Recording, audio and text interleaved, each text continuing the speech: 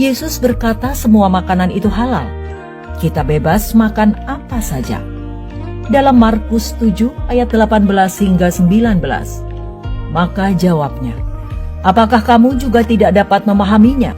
Tidak tahukah kamu bahwa segala sesuatu dari luar yang masuk ke dalam seseorang tidak dapat menajiskannya, karena bukan masuk ke dalam hati, tetapi ke dalam perutnya, lalu dibuang di jamur. Dengan demikian ia menyatakan semua makanan halal. 1 Korintus 8 ayat 8. Makanan tidak membawa kita lebih dekat kepada Allah.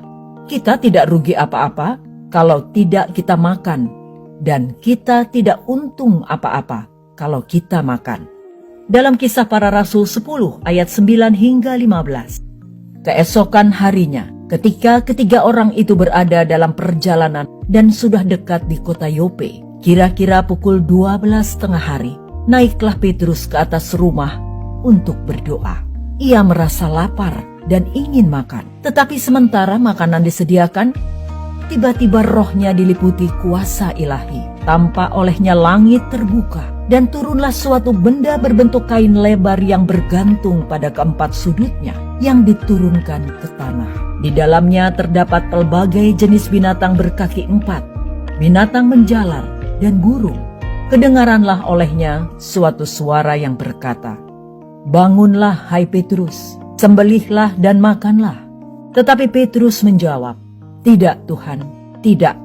Sebab aku belum pernah makan sesuatu yang haram dan yang tidak tahir." Kedengaran pula untuk kedua kalinya suara yang berkata kepadanya, "Apa yang dinyatakan halal oleh Allah, tidak boleh engkau nyatakan haram."